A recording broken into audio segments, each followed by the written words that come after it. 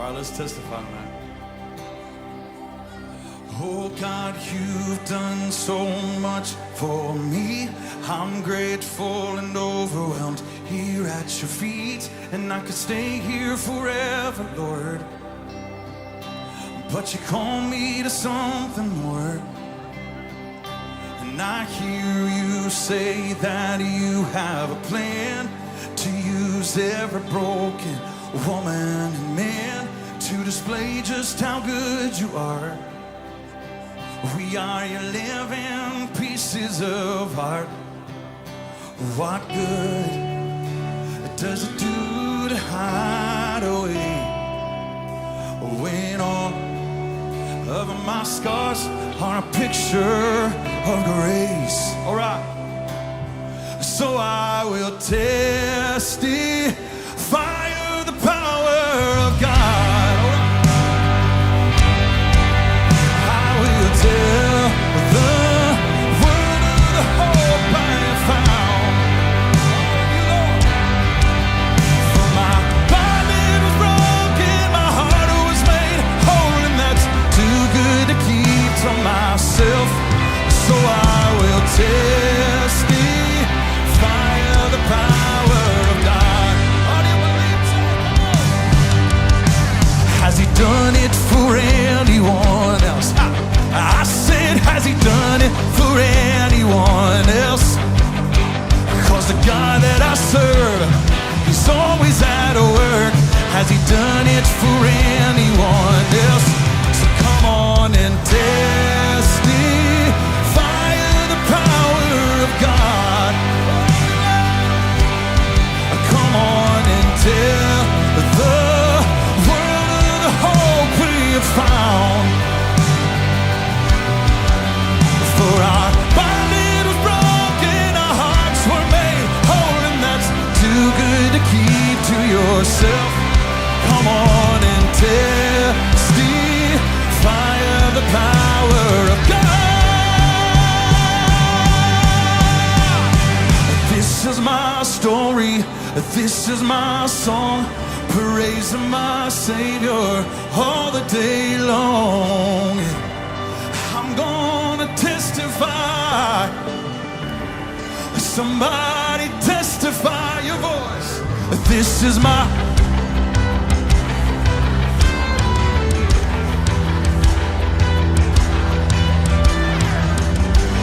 So I'm gonna testify. Somebody testify. Come on, take it up. Jesus, my champion, the victor of grace, the only one worthy of all of my praise. Yeah. So come on and testify. Oh, somebody lift him high. Come on, testify of the power of God. I will tell the world of the hope I have found. Oh, for my body was broken, my heart was made whole, and that's too good to keep to myself. So I will testify of the power of God. Sing it. Oh, my body was broken, my heart was made whole, and that's too good to keep to myself. So I will testify of the power of God. Oh, let's do that right now. Murfreesboro.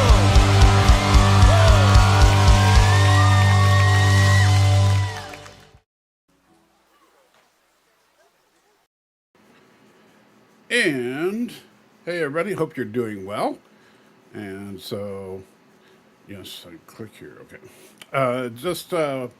So that found out you could put a little timer in there. I have to stop in an hour and a half because the wife and I have some things we have to do tonight. So nothing like not big date night or anything, but we have to take our daughter to a meeting she's going to, and then to a church event and stuff like that. So, and I was driving this morning and it's kind of funny. I had another. It's funny. I seem to be a magnet for some kind of this kind of thing, and Bridget she said a few times that it's like my Uber ministry.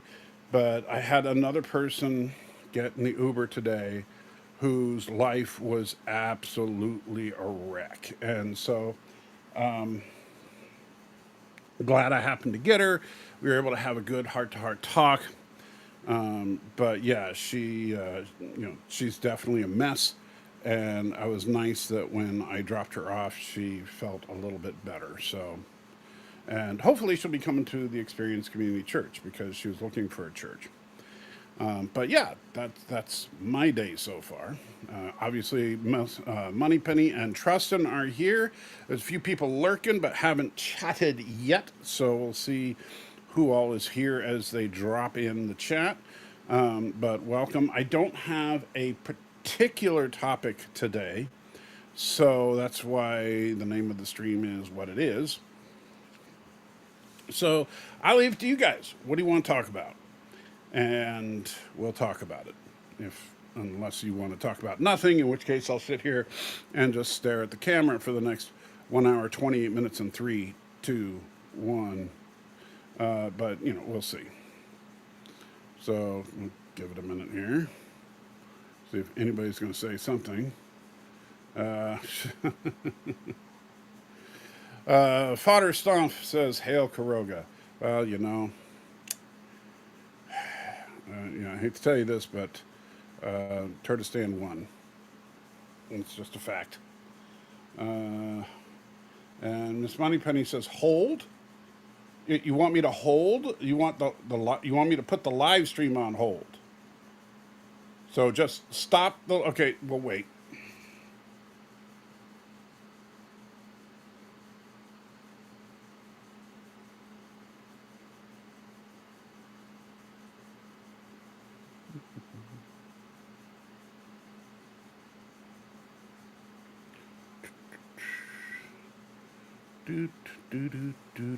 Oh, okay, here we go. Vance Moneypenny puts in Mark 16:9-20. Do you feel they should be in the Bible? If those are the verses I think you're referring to, that is an interesting question. So let me bring up the old Bible gateway that I use, and we will take a good look at that particular passage. I'm pretty sure it's the one that I'm thinking of. I should have already had the Bible up and running, but I didn't because I'm lazy. And of course, I'm not signed in. Sign in. Blobbity boop. All right. And no, I don't want to update my password. All right. So Mark 16. Yeah. Verses 9-20. All right, so yes, so it is the passage that I was thinking of. Let me go to the other screen so we can share and talk a little bit about it. Because it is actually an interesting topic and one that some people hotly debate to this point. And let me switch here and then screen. All right. So Mark 16, just so you guys know, is the final chapter of the Gospel of Mark. And the oldest manuscripts out there ended at verse 8. So now, granted, keep in mind that the original manuscripts did not have chapter and verse. Breaking it up to this being Mark 16 as opposed to Mark 15 is irrelevant. It's just that because all the chapter and verse numbers were added later just so that it was easier to reference things in the Bible. But the first 8 verses of the final chapter of Mark go as such. When the Sabbath day was over, Mary Magdalene, Mary the mother of James, and Salome brought spices so that they might go to anoint Jesus' body. Very early on the first day of the week, just after sunrise, they were on their way to the tomb, and they asked each other, "Who will roll the stone away from the entrance to the tomb?" Keep in mind, these are 3 women that could not possibly move that big old stone. But when they looked up, they saw that the stone, which was very large, had been rolled away.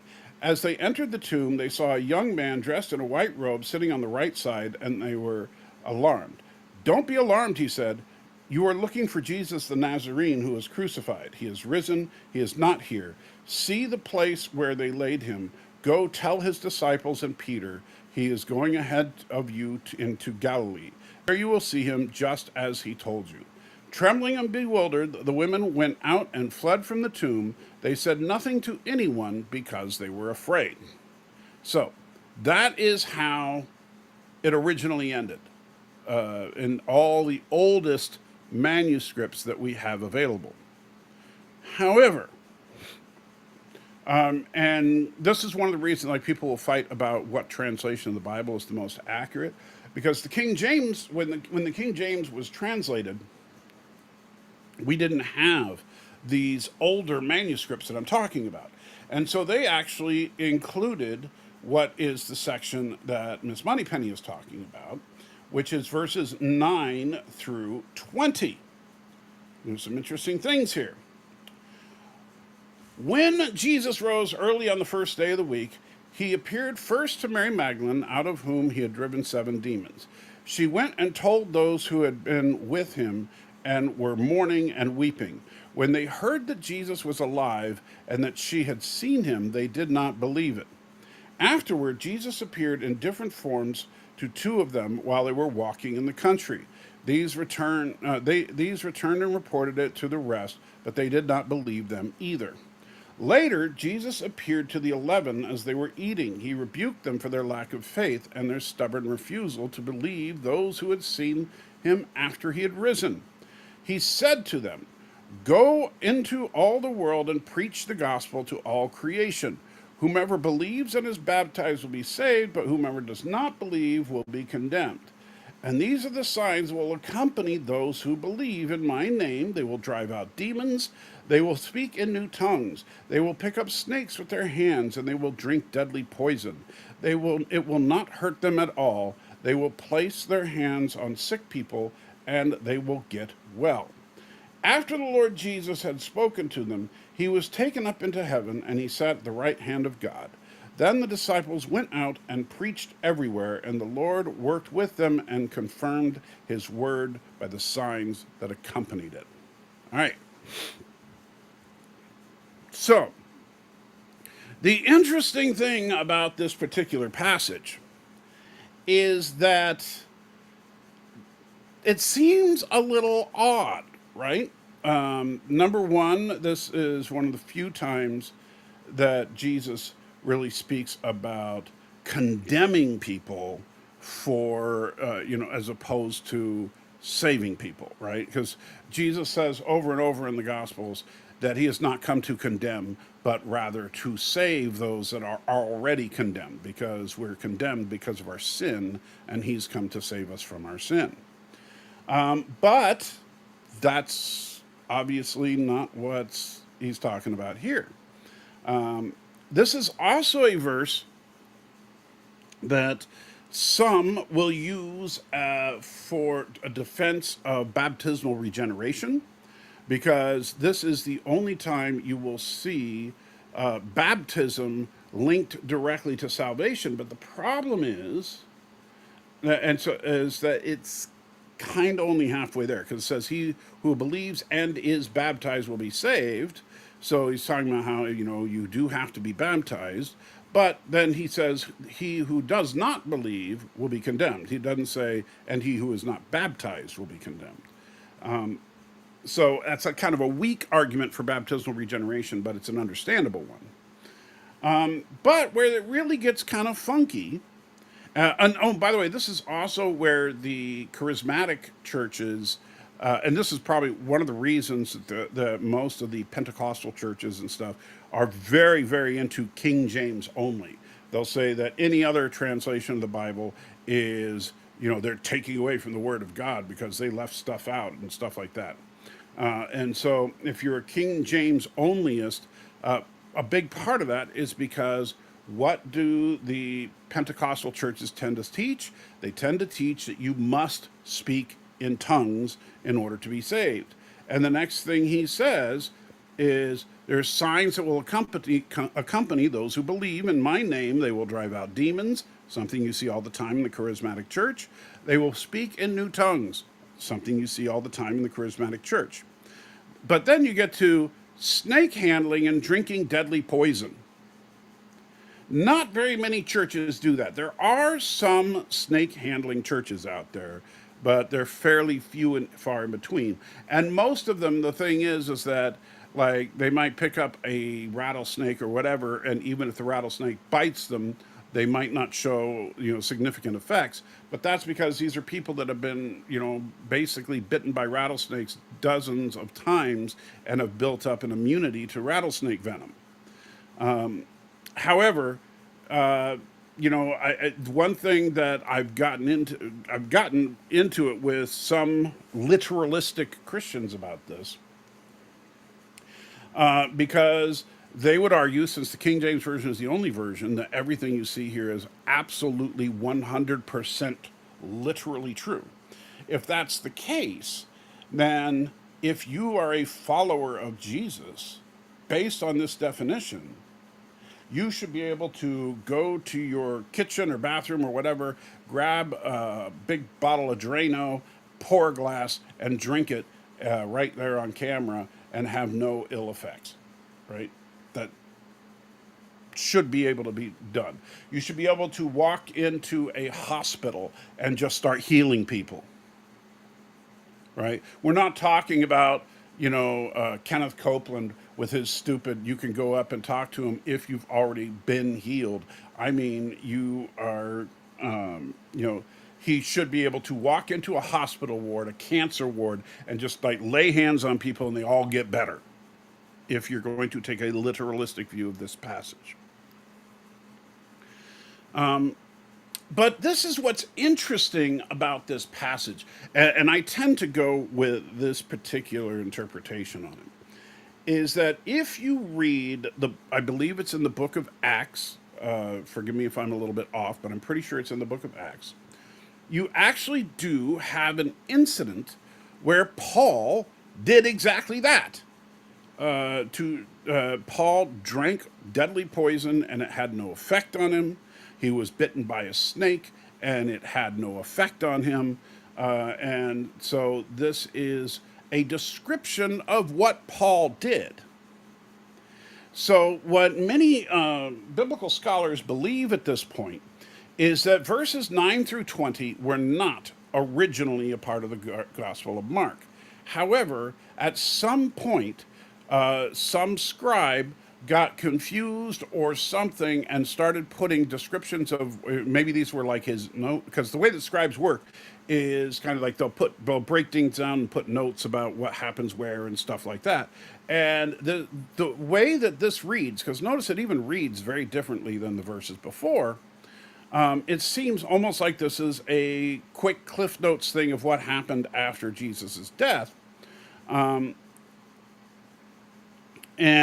the thing is that, like, if you look at verse 15 and 16, you could say, okay, the Great Commission, go out to the world, preach the gospel, and whoever believes will be saved, whoever does not believe is condemned, which is the basic tenet of Christianity, even though it's put a little harshly there. But then the signs, verse 17 and 18, sound like a description of what Paul does in the book of Acts. And so that could be some notes or whatever from a particular scribe that accidentally got put in at the end of the Gospel of Mark. And then when another scribe got a copy of that particular manuscript, they just copied it again, and that ended up in the King James Bible. Now, then the question is, should it be in the Bible? I would say yes, from a historical perspective, because these are ancient documents. However, it should have, just as you can see, well, it's a little bit off your screen. Let me move here. This is in most modern translations, you will see something like this header here, where it says the earliest manuscripts and some other ancient witnesses do not have verses 9 through 20. So, for example, so if you have an NIV Bible handy, open it up, go to the end of Mark, And you should see a note there that says, hey, everything past this line wasn't in the oldest manuscripts. So as long as people are aware of it, then I think that it's good to keep it there for historical reasons. However, I would not build doctrine around these verses alone, because every one of these verses, it is completely reasonable to suggest they could be they could be false. And so, but the thing is that except for the casting out demons, speaking in tongues, picking up snakes, and drinking poison, and laying on hands, except for that passage right there, verses 17 and 18, there's nothing in here that's controversial compared to the rest of Scripture. Nothing. The only thing that's controversial about it is that this is the only time you will see Jesus sound like he's telling everybody to do this. But I think that this was specifically a part of the apostolic ministry, meaning those that the original 11, their single replacement, and Paul. Those are the only people that this is referring to. And so, other than that, there's nothing in here that, I mean, you can find other passages in the Gospels that are not controversial that contain every other bit of information here. So I don't have a problem with them being there as long as the note is there. And if somebody ever asks me, I would simply say, well, verses 17 and 18, I would suggest are probably not meant to be taken as something that all modern Christians should expect to do. Because here's the thing about that. If it were true, well, there's two possibilities. Either Christianity is false, which is, of course, what most atheists would say, or if it's true, Christianity is dead. Because if this is true, if anyone who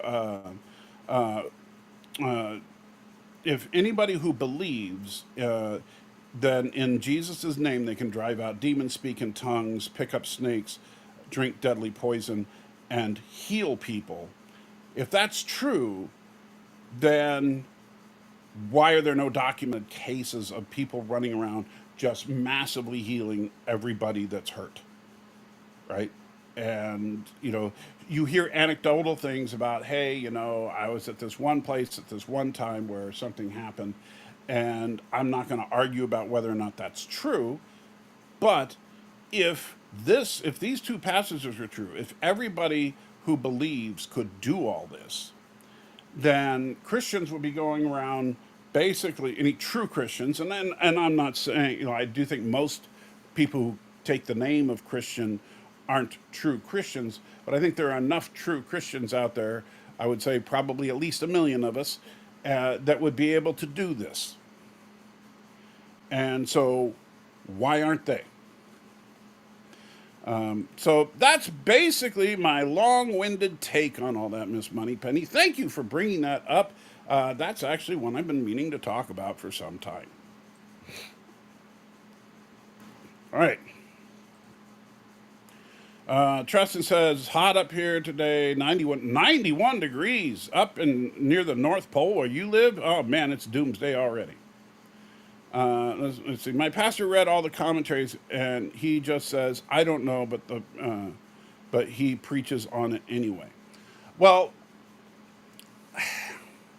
see, that I think is, if I were preaching, which obviously I'm not, this is just a commentary stream, it's not me preaching to you, but if I were preaching from the pulpit, and what's interesting, I'm going to be very curious to see what Corey does, because we are currently in, we do whole books of the Bible. We go chapter by chapter, and we are currently in the Gospel of Mark.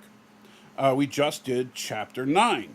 So that means that, in about 7 weeks, we're going to get to that passage. Give or take. It might take 8 or 9 weeks, depending. We've split a couple of chapters in half already because they're kind of dense. So When we get to chapter 16, I will be most interested in how Corey breaks it down. I will tell you, while I don't agree with Corey on 100% of everything, I absolutely do think that he is a genuine Bible believing Christian, and everything that I've disagreed with him on has been minor. As far as meaning, it's not anything that I would like. Oh no, we need to leave this church because it's always and not only minor, but I mean almost petty and like what we would call nitpicking if we were talking about a movie. So, like I mentioned one last week, I think it was that in the Bible it says Jesus warns not to be afraid of those who can only kill you. Be afraid of he who can destroy your soul and send you to hell. And Corey left out the destroy your soul part and just said send you to hell. But I think that's because Corey is not an annihilationist like myself. So that's that's a very minor difference of opinion. I don't, no matter what your concept of hell, no matter what of the many concepts of hell may be true or something different than what any of us imagine, I would dare say it's better to go to paradise. But anyway, so yeah, I would say if they're preaching it at like, especially like I said, verses 17 and 18, then if a pastor actually from the pulpit said that those things are absolutely true of all people who believe, then I would ask that pastor to immediately drink some poison. Now, I obviously sarcastically because I know they wouldn't, and at least I hope they wouldn't. But but that's I don't think that there is anybody in their right mind that actually believes that those passages are meant for today. Track reviewer putting in someone waving and I guess a creeper head. Josiah in the house, good to see you. And here I was thinking you're not going to stream. Yeah, sorry, I was a little late today. Robert says, shalom today, Salty Trekker. Hey, how you doing, Robert? Shalom, shalom. Josiah says, what took you so long to stream? I was driving Uber and I had a lady in crisis today that was, her life was a complete and utter wreck and she needed a Christian counselor, and I offered that to her. And Trust said that was an interesting question. Yeah, it was a very good question. And Josiah says, happy birthday? Happy birthday. Not my birthday.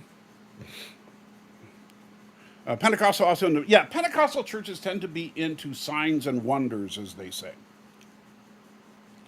And, I will tell you, it's kind of funny because similarly to Corey himself, I got saved, as they say, at a Pentecostal church.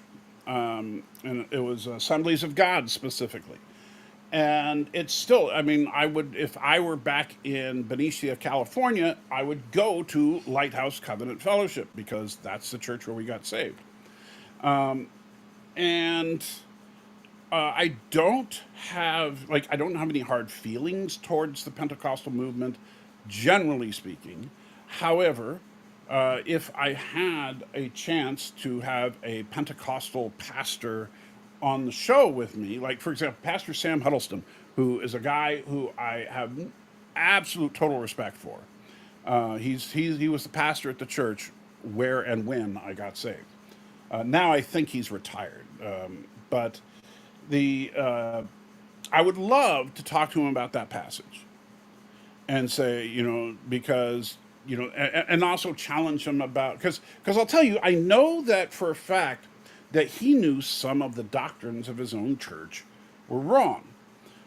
For example, and something I did challenge him on back in the day is the simple fact that according to the doctrine at the time, I think they've softened it since then, but at least back in the 90s when we were attending there, the official doctrine was that We believe in the baptism of the Holy Spirit as evidenced by speaking in tongues, which means that you are not baptized in the Holy Spirit unless you are speaking in tongues, and you're not really saved unless you're baptized in the Holy Spirit.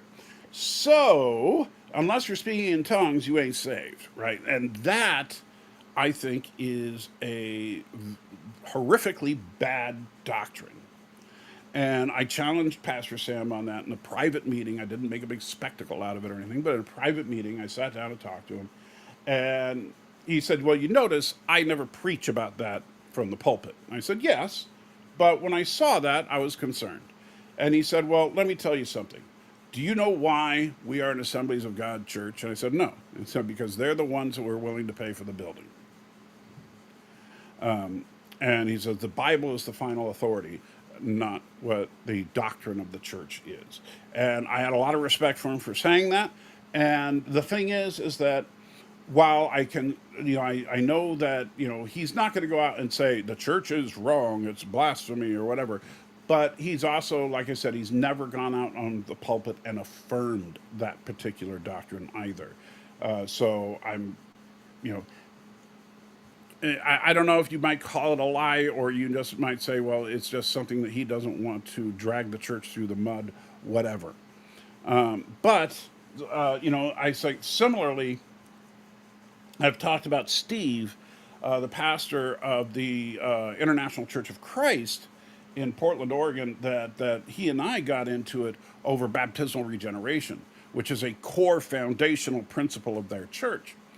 And he preaches from the pulpit over and over about baptismal regeneration and how it's true and blah, blah, blah.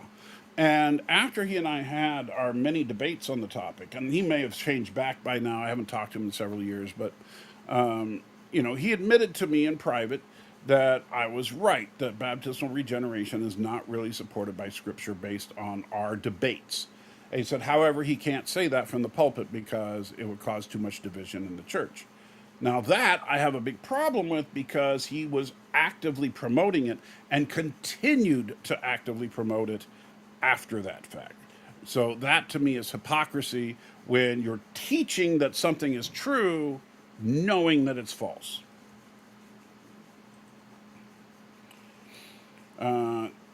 That verse is talking about reading the Bible. Not sure what you mean. Penny versus Trustin. I would say Penny wins that one. Because she throws wrenches at everybody. Trustin doesn't have wrenches handy because Trustin is visually impaired, and so he wouldn't be able to throw a wrench at Penny. What do you think of the fact that they seem to be hinting a relationship between Spock and La'an Noonien Singh? I'm mixed on it, to be honest. As far as I'm not totally against it because honestly, watching them dance together, they make a cute couple. But at the same time, do we really have to have another love triangle with Spock? Like, does that mean that T'Pring's going to come back and now Spock's going to be torn between La'an and T'Pring? How about we just have Spock and T'Pring be a thing, at least for now?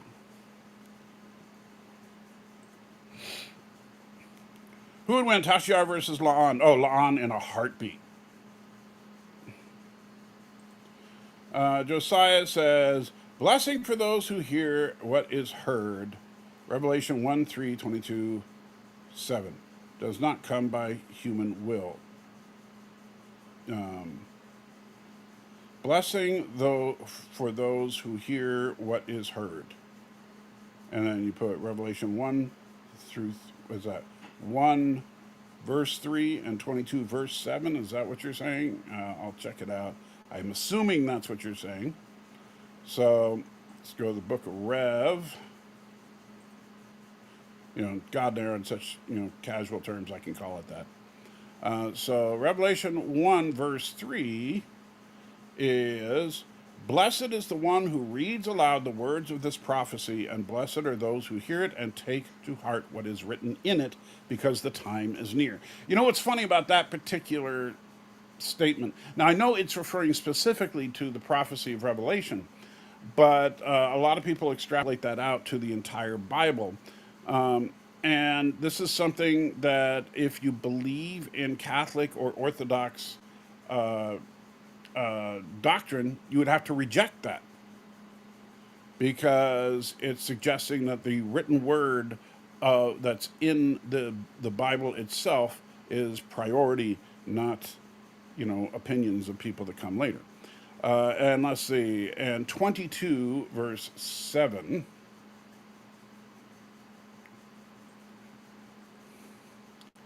is, "Look, I am coming soon. Blessed is the one who keeps the words of this prophecy written in this scroll." There you go.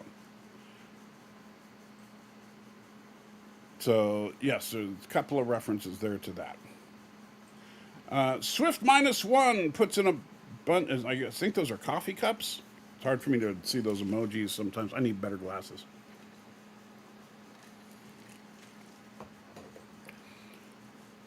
All right, Josiah says, "Here's how Mr. Bean defeats Doctor Doom. Doctor Doom will try to dive. Mr. Bean will see Doom coming and will duck, and Doctor Doom will fall into a black hole." Well, no, you see, Mr. Bean always does it by accident, and so he won't duck because Doctor Doom is coming after him. He'll duck because his shoelace came untied and he needs to tie it. But I think you're close. And Miss Money Penny throwing a wrench at Trustin, because that's what she does. And Trustin laughing at that. Superman versus the Silver Surfer. That's an interesting one as well. I know that people have done like attempts to analyze their strengths, weaknesses, and all that. It's honestly really tough, because depending on which Superman you're talking about, I think if you're talking about Superman pre-crisis Superman, which is the most OP Superman there was, if I remember correctly. And forgive me, I haven't read all of Superman, so I don't know for sure. But if you're talking about pre-crisis Superman, then I would probably have to give it to Superman, because that Superman does stupid things, like, just stupid things. That being said, Silver Surfer has done some pretty stupid things too. So the problem is that both of them are nearly infinite in power. And both of them are extremely durable, extremely fast. I think the biggest difference, honestly, is that Silver Surfer doesn't have any overt weaknesses like Superman does. So there's no kryptonite to affect the Silver Surfer. Unless you take the version of the Silver Surfer from Rise of the Silver Surfer, in which case, if you separate him from his board, he loses his powers. However, the Silver Surfer in comics is more like what we saw in First Steps, which is the board is a tool for the Silver Surfer, but the board is not the source of the Surfer's powers. And it's kind of interesting because Galactus has had several heralds over the years, and all but one that I know of off the top of my head, Galactus would either give to them or imbue something they already had, a object that would be the focus of their powers. So, for example, Terex the Tamer, who's my favorite of the Galactus heralds as far as having as a villain. I would love to see that if Fantastic Four, Fantastic Four is called First Steps. I'd love to see like Fantastic Four 2 be called Terex Untamed, which is the name of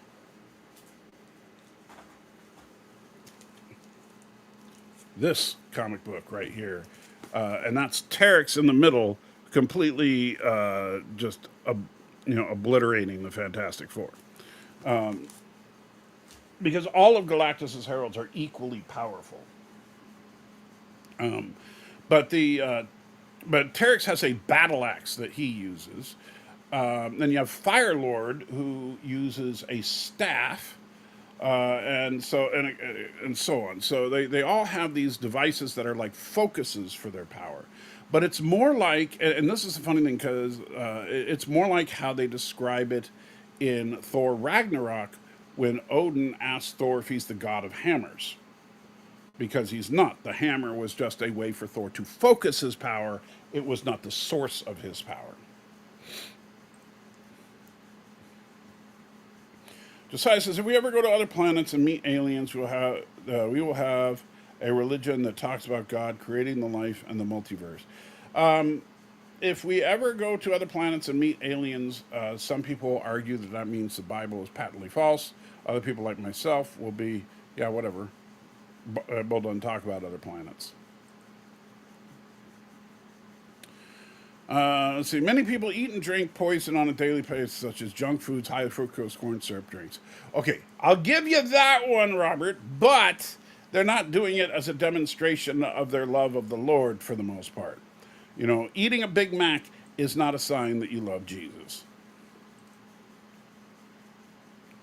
Tron says, how you feeling today? I'm okay. Trying not to think about it. Fast food is also pretty toxic for people to eat. I'm certainly not defending fast food. In fact, I am trying to not eat any fast food anymore because I know it's been bad for me and I'm already fat and all that. So I'm trying to, I've completely revamped my diet because I'm tired of being so unhealthy. And I very rarely now get burgers compared to before. Before I was like stopping at Whataburger every day while driving Uber because they were one of the cheaper ones out there.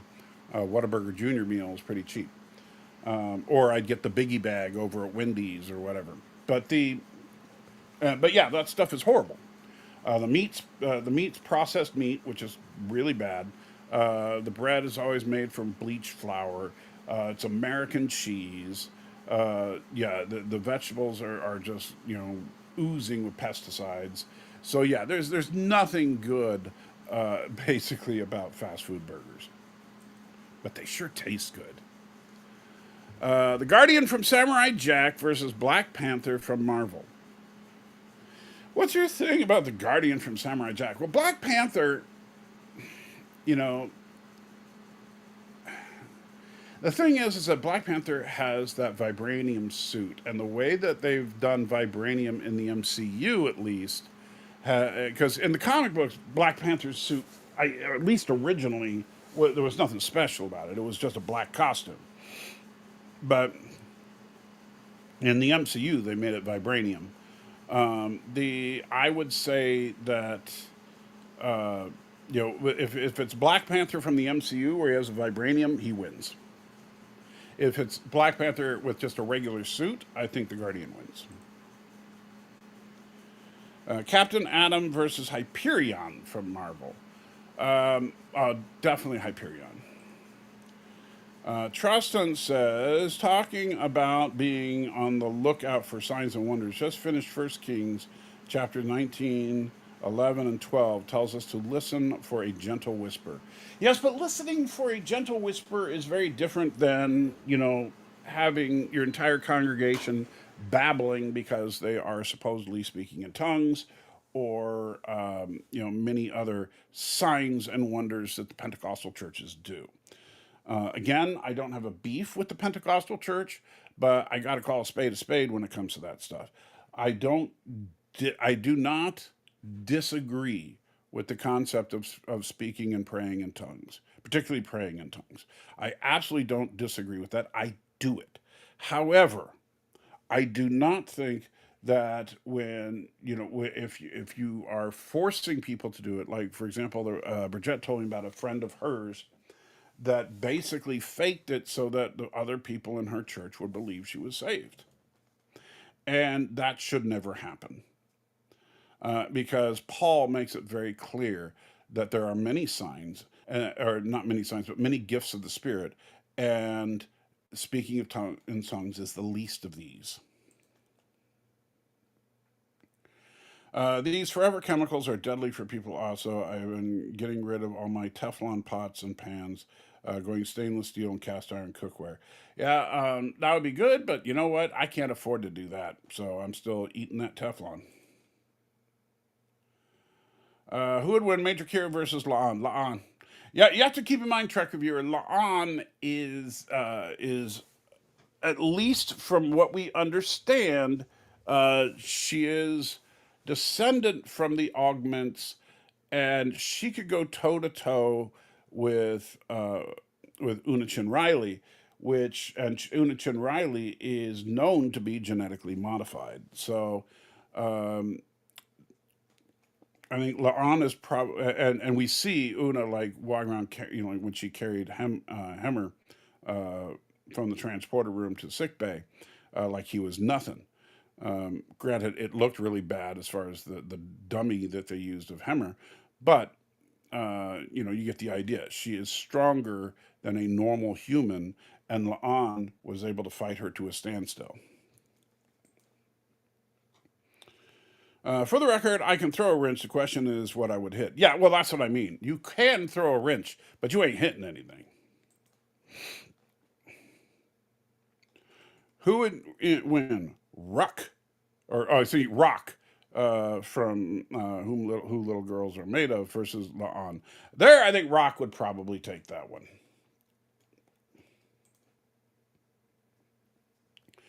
The Guardian from Samurai Jack versus Carnage from Marvel.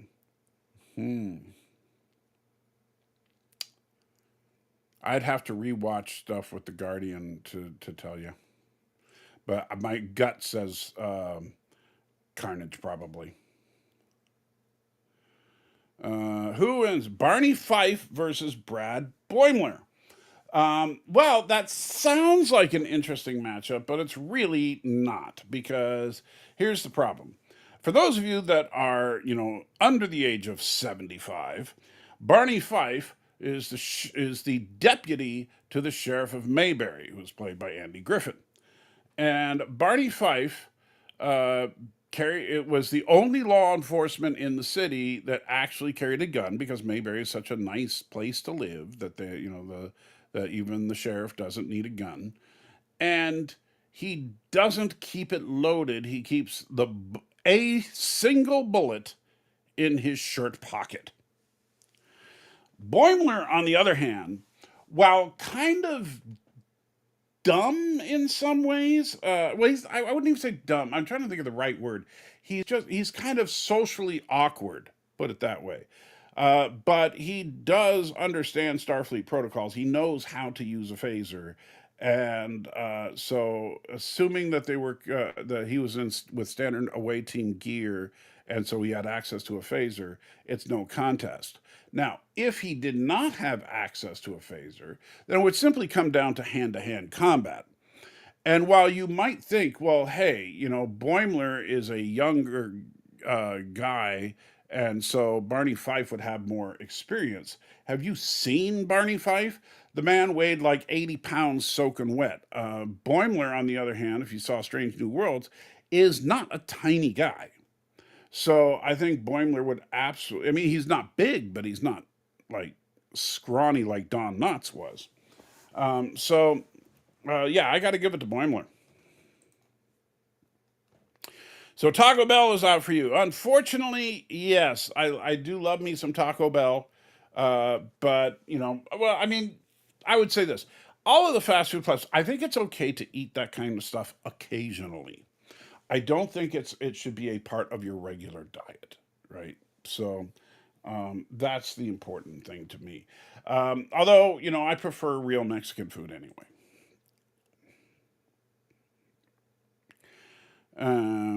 The Guardian from Samurai Jack is cool, and he beat Jack up. Yeah, but Jack is technically just a normal. He doesn't have any powers. Sadre, the other day I watched a comedy spoof superhero movie. It wasn't too bad. Okay, tell me what it was. Barney the dinosaur versus Mugatu from Star Trek. Oh, Mugatu for sure.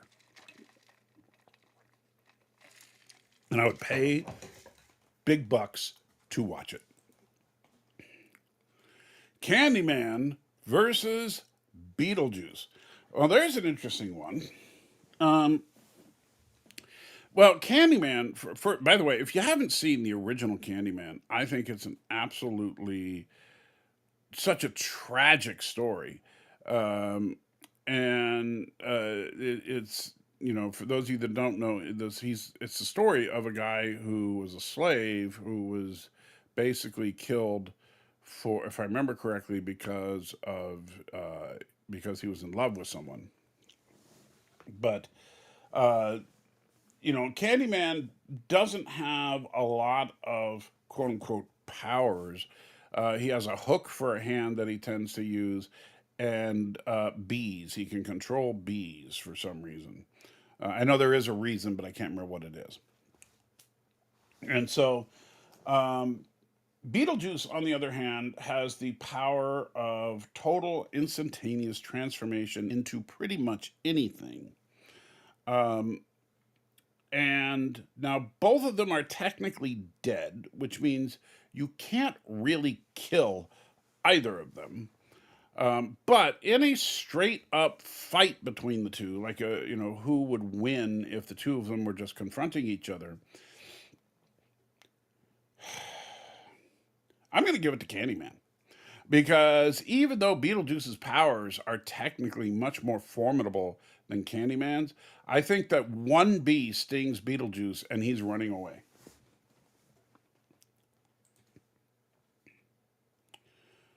What do you think of blessed bread in Orthodox Church and the Catholic Church? Pretty much the same thing. I think. You know what? It's kind of like with holy water and the indulgences and stuff like that. Those are things that the church invented that are not scriptural. Now, as far as breaking bread and taking wine together in communion, that is absolutely sanctioned by Christ in an indirect way, because Christ's message was really, he said, "Do this in remembrance of me," as he broke the bread and passed the cup. And so some people think he simply meant the bread and the wine, which is why that's what almost every church does. Although most churches don't actually use wine, most churches use grape juice. But because it's symbolic, so it doesn't really matter that it's not wine as opposed to grape juice. Which, by the way, because Catholics believe in oh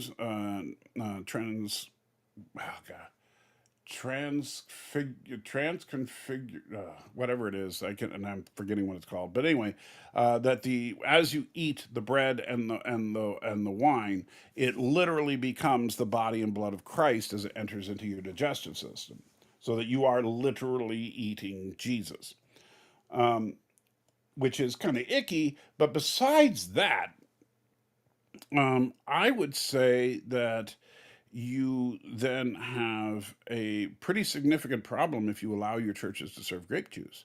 Because if you're saying that all this is literal, that you have to do exactly what Jesus did, and it is transubstantiation, and you have to do exactly what Jesus did, then you need to have kosher wine and kosher bread, not these little plastic wafers and grape juice, like which is what they give you. It should be kosher wine and kosher bread. I know who's going to win this one: Freddy Krueger versus Sandman from DC. I don't know who would win because I don't know jack about Sandman. Sheriff Andy Taylor did carry a gun in a few episodes. Yeah, but generally he didn't. And Barney Fife was known to carry a single bullet in his pocket. Why do you like Marvel more than DC? I'll tell you, generally speaking, the DC heroes I find less interesting than the Marvel heroes, in much because they're way overpowered for the most part. Now, Marvel has done that in a few cases as well. Like when you bring in characters like Sentry and Hyperion and characters like that, I think you're going a little stupid. But I like more grounded, down to earth characters who have powers, but you don't think that the character is a god walking around, right? So, like when you look at the Fantastic Four, do you know one way you can defeat the Human Torch? A fire hose, right? And the Human Torch can't do anything underwater, right? So, the Invisible Woman is basically just a normal person without, if you can get past her force fields, right? The thing is just strong and tough, right? But he doesn't fly, he doesn't shoot ray beams, all that stuff, right? He's not an. And Mr. Fantastic has the least amount of power of all of them, although he is very hard to kill. So the Fantastic Four are, you can identify with these characters. They feel like they're people with powers as opposed to gods among men.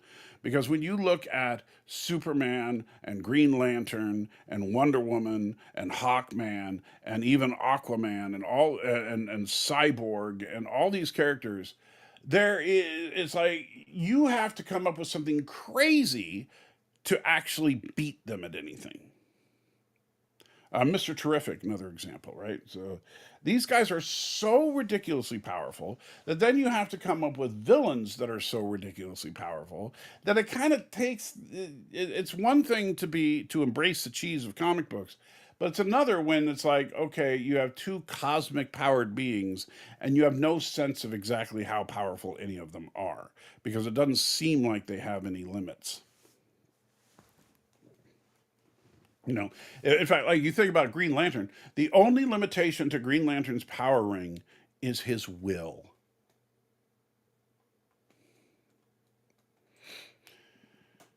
Pennywise from It versus a Gorn Baby.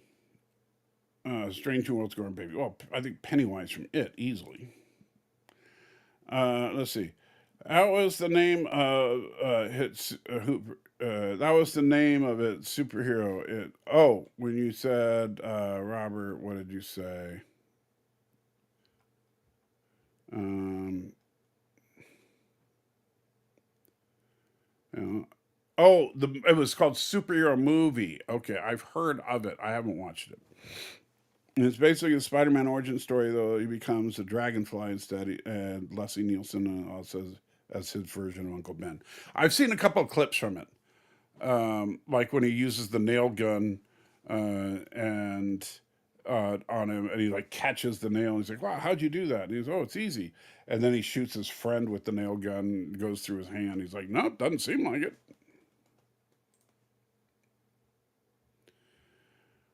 Let's see. What would you use to wield magic? What would you use to wield magic? A wand or staff? Well, look at me. I would have to have a staff. If Brent Spiner also played a scientist, of course he did. And yes, Arabic puts transubstantiation. Yes, thank you. Uh, Better lawman, Barney Miller or Andy Taylor? Oh, Barney Miller easily. Andy Taylor, he's a better neighbor, but he's definitely. But if solving a real crime, I don't think he could do it. Grounded superheroes. That's why Batman is so popular. Batman is not grounded though. That's the thing. Um, Batman, I think, is I'm mixed on Batman to be honest with you because the idea of a guy with tech gadgets and stuff is really cool. But Batman has been through some stuff that should have killed him a million times over. I mean, like, let's be real. Any one of Batman's villains could have just shot him in the face and that would end him. But they don't because reasons. And that's even assuming you're going with the more recent Batman stuff where they made his outfit bulletproof. Because in the old days, he was just wearing a costume. He'd get cut and everything else through his costume, and so if you shot him, he would die. But nobody shoots him. Batman is probably one of the most unrealistic of all superheroes. Like I look at Iron Man, which is actually it's kind of funny. Batman and Iron Man are very similar. Billionaire playboys that use gadgets to fight crime. The difference is Batman's gadgets are mostly in his utility belt, and he has like vehicles. Where Iron Man made a suit that is his vehicle and is his utility belt, So, but the difference is that Iron Man's armor has sensible defense. If you're wearing a titanium alloy armor, which granted is not as strong as they make it out to be in the movies and stuff, but if you're wearing something like that, um, you would it would absolutely, if it was thick enough, defend you against bullets. An Indy Tiger, my favorite tiger, is not on the cereal box, says, now just put dollars down on a Chevy Trax because he won't listen to me and get an electric car. What a jerk. But Chevy Trax is a good little vehicle. Driving it home now. Excellent. The Batman is the most grounded and realistic superhero. With enough money and training, anyone could become Batman. No, that is complete BS. Batman is the luckiest superhero. Like even like look at the most grounded depiction of Batman and was probably Christopher Nolan's Batman Begins through and Dark Knight, right? And he'd be dead 50 times over in those movies. Like even in the very beginning, like the first time he goes out wearing the suit, right? And he, threatens Commissioner Gordon with the stapler in order to, talk to him about teaming up. And then he leaves and he runs and he jumps across the building to a fire escape. Yeah, dead or severely injured, like permanently injured from that fall. So no, Batman is not grounded and realistic at all. Very few superheroes are grounded and real. I would say probably the most grounded, realistic, mainstream superhero out there would probably have to be Iron Man, because the only thing that really makes it impossible as far as the Iron Man armor is the fact that we don't have a power source for it. But we have made flying suits already. And if you had a power source powerful enough, and you could put, like, the repulsors are just basically something that shoots kinetic energy out. So a repulsor is like a thruster. And so if you could make a suit where, if you had the way to store enough energy into the cell that he uses in his chest, then you could make something like repulsors. It'd probably be more like a high, extremely fast wind generator. And four of them, two in your hands, two in your feet, you could absolutely fly with if you had enough power. But the problem is, there's no power source in the world that would work right now. Do you remember the 80s TV show The Highwaymen? What did you think of it? I heard of it, but I never watched it, so I can't tell you anything about it. Darkseid versus Galactus. That's an interesting one because Darkseid is the living embodiment of an alternate dimension, and Galactus is, the sole survivor of the previous universe, one of the most powerful beings in Marvel. Not the most powerful, but one of them. He's up there. And again, it varies by writer and stuff like that. But I would say, under most normal circumstances, Galactus, because Galactus has one ability that I don't know that Darkseid could counter. I think Galactus's shields would probably be able to defend against the Omega beams at least once. But I don't believe that Darkseid would be able to survive Galactus's energy absorption, where he can literally just drain the energy out of you.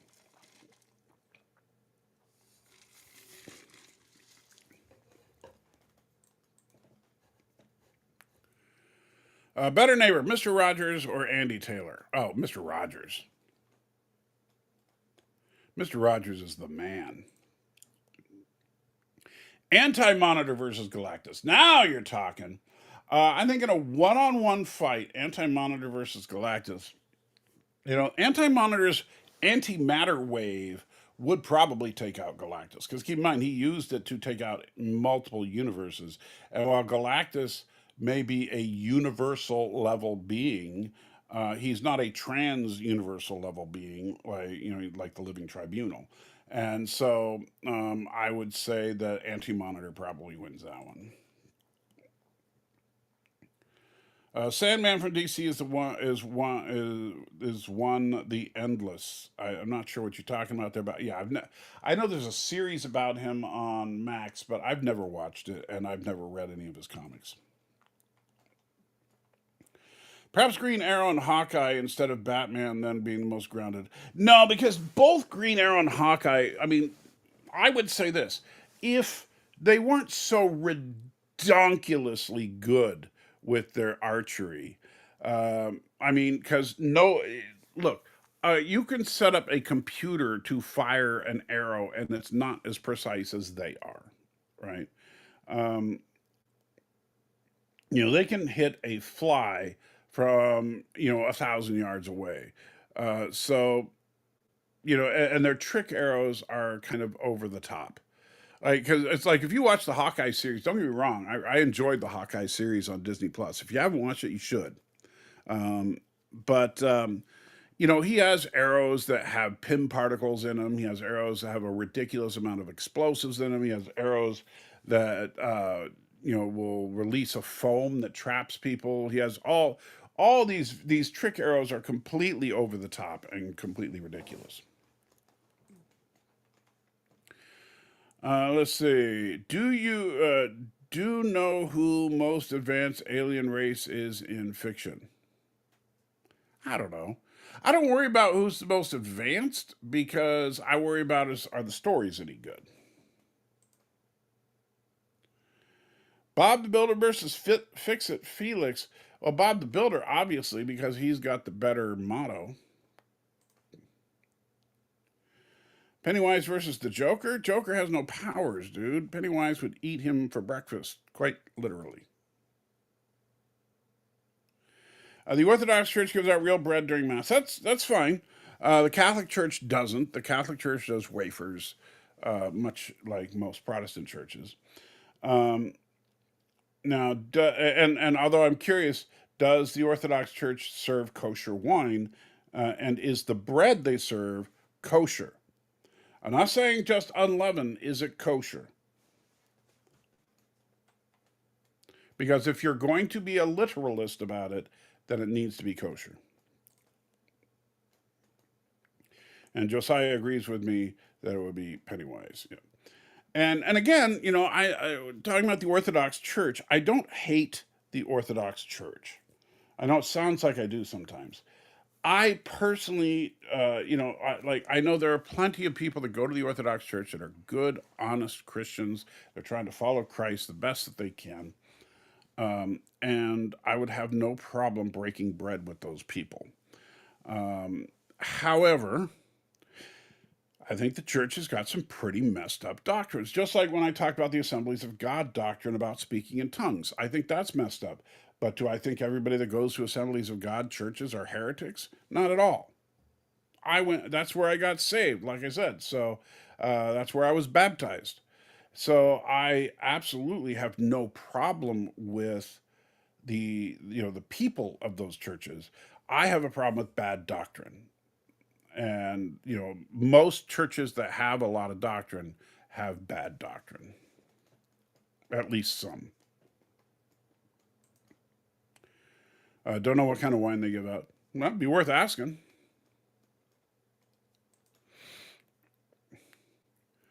Garth versus the not Mad Hatter. So I assume you mean the Mad Hatter from Batman. Now, Garth, it depends, because if you look at Garth in Whom Gods Destroy, he has learned how to do shape shifting. So I think that would be a distinct advantage because he would be able to fool Mad Hatter into thinking he's one of his friends.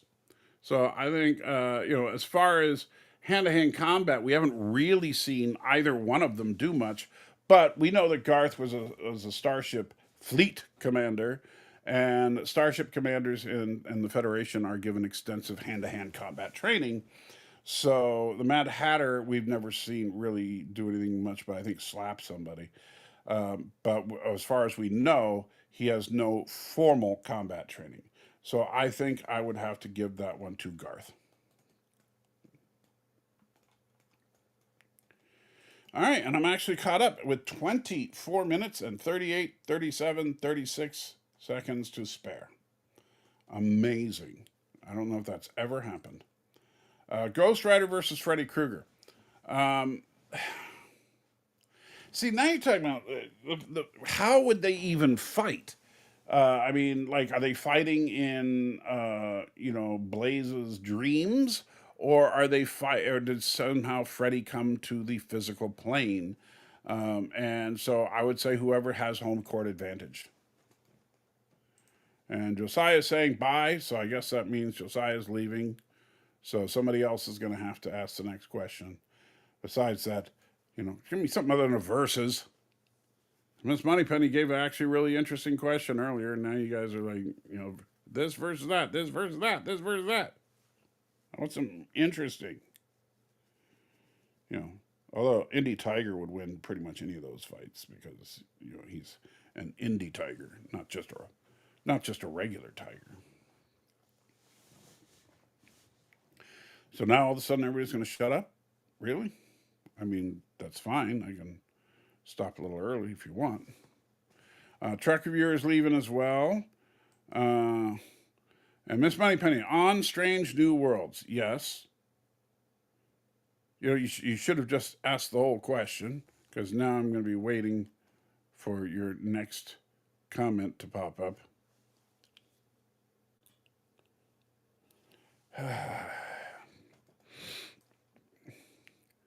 Though Chuck Norris is probably the closest we'll get a possible real life superhero in his prime, of course.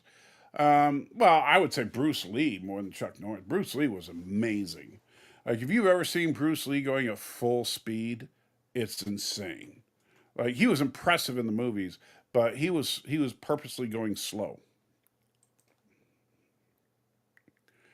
If the evil can walk through a force field, okay. If the evil dude, yeah, from that episode, yes. And try pronghorn. No idea what pronghorn is. Coming up blank, Penny wins. Eric says, do the Catholics use wafers because it's unleavened? I would assume that well, obviously they use it's pretty much every church, except when I was in Methodist church, we used regular old bread, like and that's the funny thing because most Protestant Christians that I've experienced believe that the baptism is or not baptism, communion is, there's nothing magic about the bread and the wine. You're not doing it because, and we're not Jews, so we're not trying to remember the unleavened bread from the Exodus. Like in most of when on Passover, the reason that they eat unleavened bread is because they had unleavened bread during the Exodus because they didn't have time to rise the dough before they left. So, which of course we read when we went through Exodus. So, with the Jewish specifics of their meals, there's a reason for every little bit of it. As far as communion is concerned, we're not trying to remember ancient Jewish history about them not having time to put yeast in the bread before they left Egypt. We're doing it to remember the sacrifice that Christ made, the body and blood. And so, as such, I really liked, there was a small group I used to go to in a Methodist church where what we would do is literally take a cup of wine, take a loaf of just regular old sourdough bread. You'd rip off a piece of the bread, dip it in the wine, and that's because that's how it was done. And let's see, make sure that's probably Bridget reminding me. Oh, no. Oh, and Miss Moneypenny said I skipped over.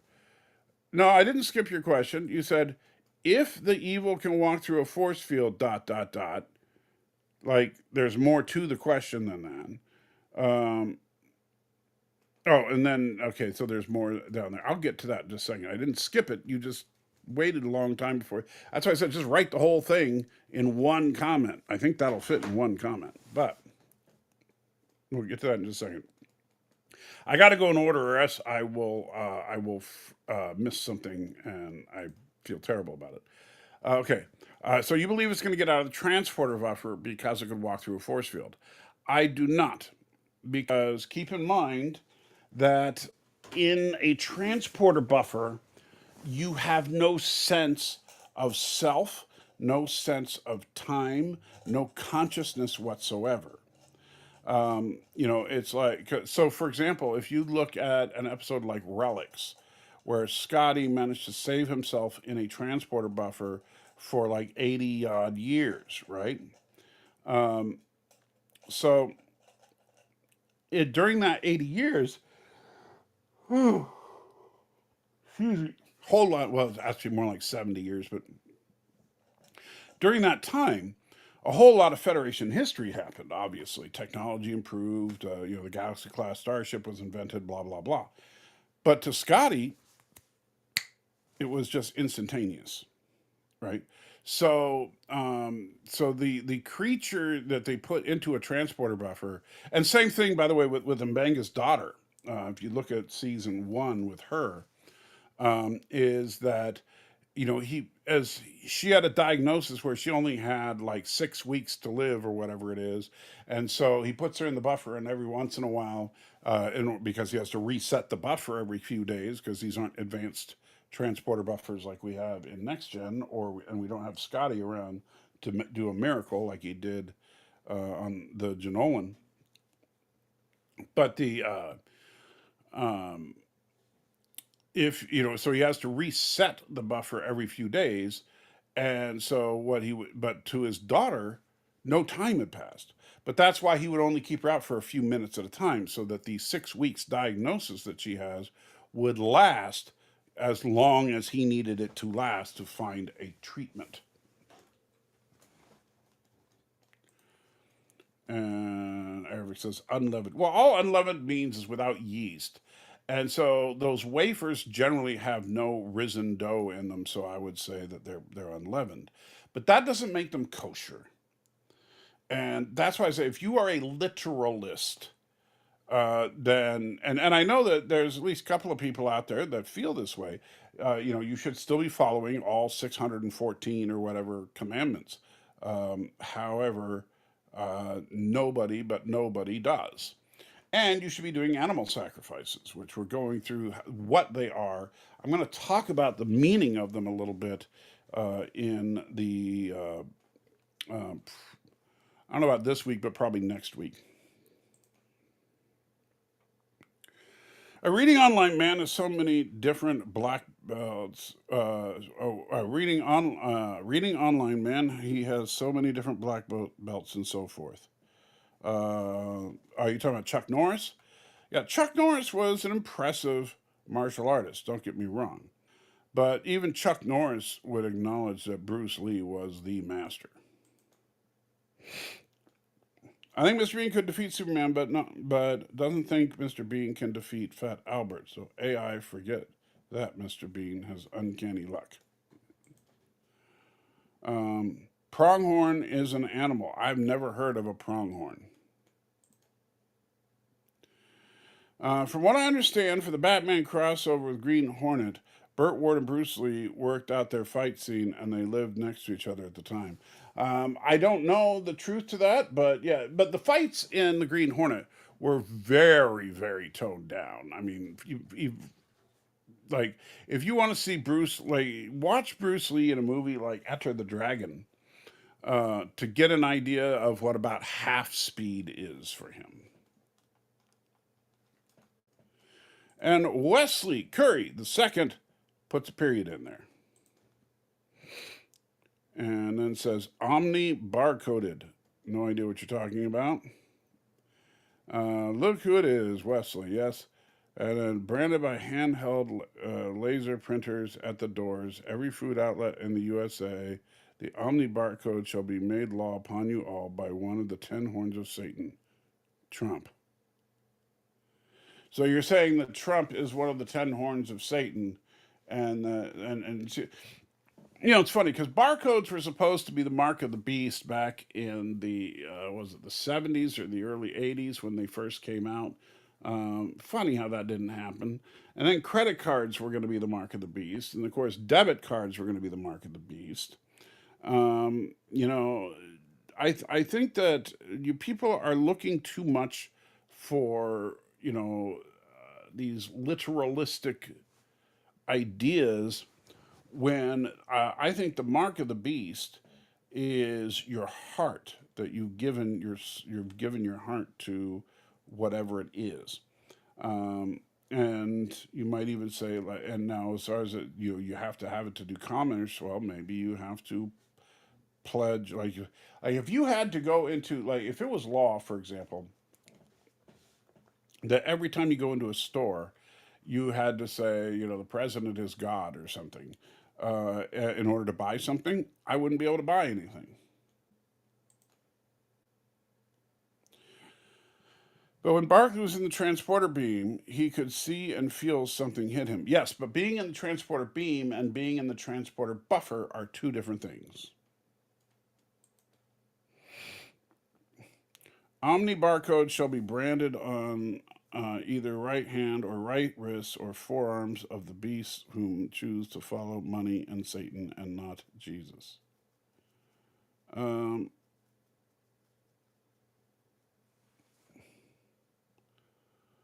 yeah, sure. Well, as soon as that happens, then we'll know.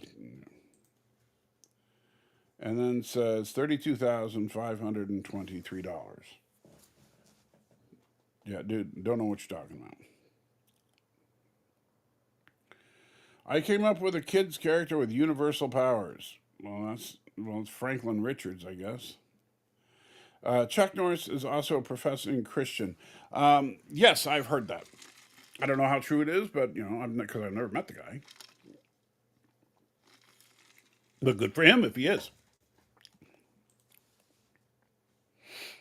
Um, each beast talking on a barcode branded mark receives free computer money, $32,523. Wesley, dude, whatever. If you're just going to spout conspiracy BS, please stop. And in fact, I don't know what he's doing right now, but if Wesley is still just spouting conspiracy BS, will one of the moderators please time him out? Wesley needs to get lost, yeah. Jesus shall receive the souls of marked publicity. Great scabs will appear on their faces and loins. Okay, whatever. All right, we're just going to be skipping him until if you want to say something interesting, Wesley, please do. Just once would like to see Starfleet come across a species that won't use transporters because they are death machines. Would have been so funny in lower decks. Yeah, I'm surprised they really haven't. Everybody seems to have transporters, and I know the original reason for the transporters was just because it's a budget saver that they don't have to land a shuttlecraft every single time they want to go to a planet or something. But honestly, and it just became a cheap way in Star Trek to okay, we're not going to go through the whole thing of docking procedures and stuff like that.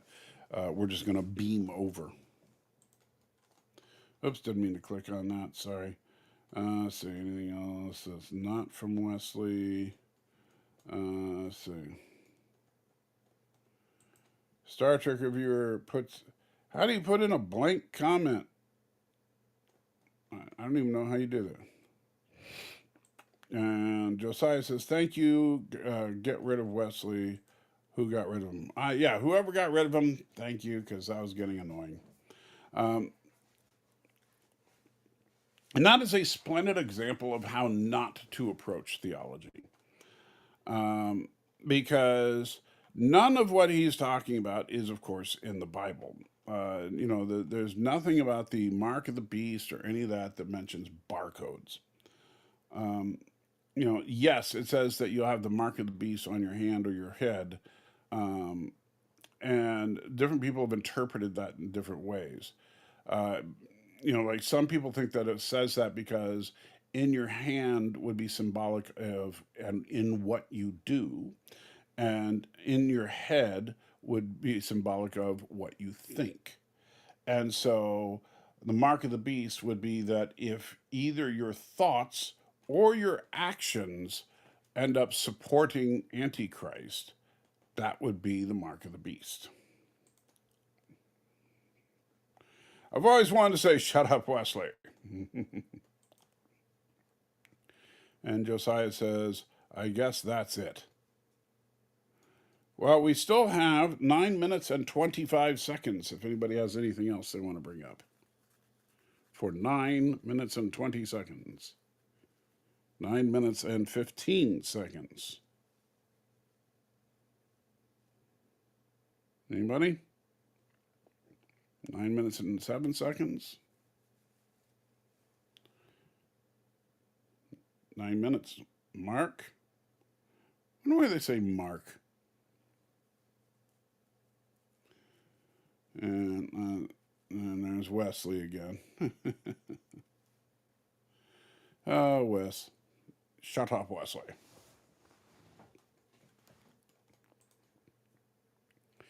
Ever watched Symbiotic Titan? I have not. Don't even know what it is.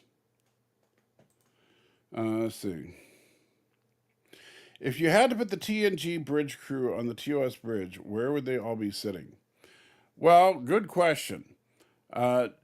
Data would be sitting where Chekhov sits. Our random pilot would be sitting where Sulu sits, because you notice that there's not any particular person. That it might be Wesley Crusher, it might be just some random lieutenant, etc. Obviously, Picard would be in the captain's chair.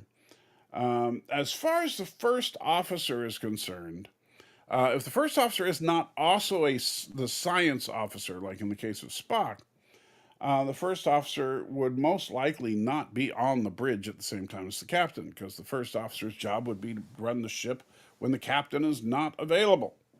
However, if he was on the bridge, he'd probably be standing next to the captain's chair, or maybe they'd put in a second captain's chair for him. Data, I suppose, would be in, Spock's station. Geordi would, of course, be at Scotty's station. And Troy would be in her quarters crying because she doesn't have an office. And that food synthesizers can't give her unlimited ice cream. Transporter system in Galaxy Quest seems more realistic than Star Trek's transporter. Transporters are basically, not going to happen. At least the transporters described in TOS, the transporter in TOS was not a death machine. Somewhere along the way in the between TOS and I would say probably the end of Star Trek 6, somewhere in that time frame, something in transporter technology changed. Now, we do know there were new transporters in the Star Trek The Motion Picture. So it could have been then, or it could have been a little bit later. We don't know. But when transporters changed, they became death machines. But the original transporters were absolutely not death machines. Including Wesley, Tasha, and Ro. Oh, you gotta put them in there. Tasha, chief of security, should just be at one of the random outer consoles. Ro, same thing. So like next to Scotty and next to Spock. And of course, there is no comms officer because they're stupid. What do you think of the miniseries or ministries who completely focus on end time prophecies? Personally, I think they might be missing the point. Yeah, I 100% think they're missing the point. If you know, I think Revelation is an interesting read. I think that it's got a lot of interesting things in it, and it's basically a warning to be prepared for two things. Be prepared that God may appear now. Like, you're not promised tomorrow. You could die right now. I could die right now. So you need to be prepared for that. You need to be in a state of repentance. Lord, please forgive me for the things that I've done, both known and unknown, right? So you should be in a state of repentance pretty much all the time. At the same time, you should also be prepared that God may not come in your lifetime, which means that you need to think about the future. You need to plan for the future. You need to provide for your family in the future. So you can't just sit on your laurels and say, well, God's coming today, so I ain't working. That's not how it works. Troy could be at communications. She could. She absolutely could. But she's not a comms officer. She's a counselor. Sinbad Titan was made by the same guy who made Samurai Jack. Okay. What do you think of Secret Wars from Marvel? Okay, so there are two Secret Wars. There's the one in 1986, and then there's the one much more recently. The 1986 Secret Wars was a much simpler story than Crisis on Infinite Earths came out at the same time.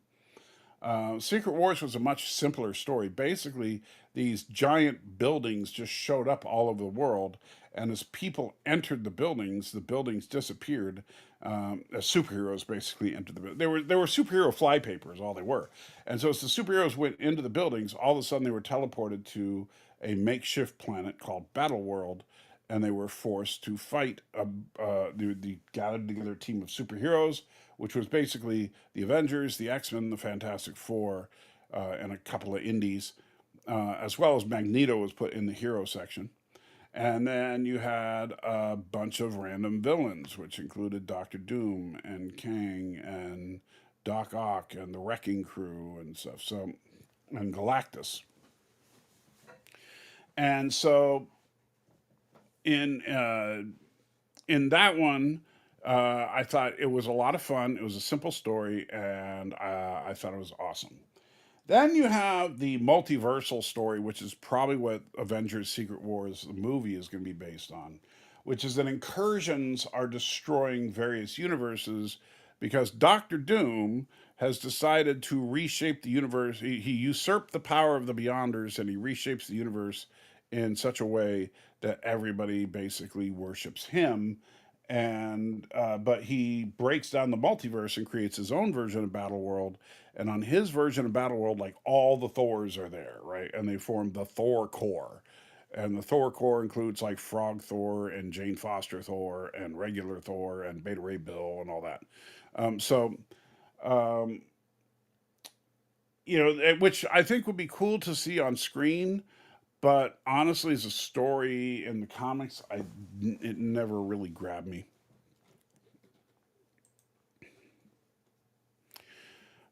Just last night's MeTV TOS episode was Miri, yet another planet where where we never hear about or visit it again. Well, who would want to go back there? I mean, well, I guess all the pedophiles of the Federation would. Um, what do you think Marvel Civil War comics? I think comic is better than the movie. Never read Civil War.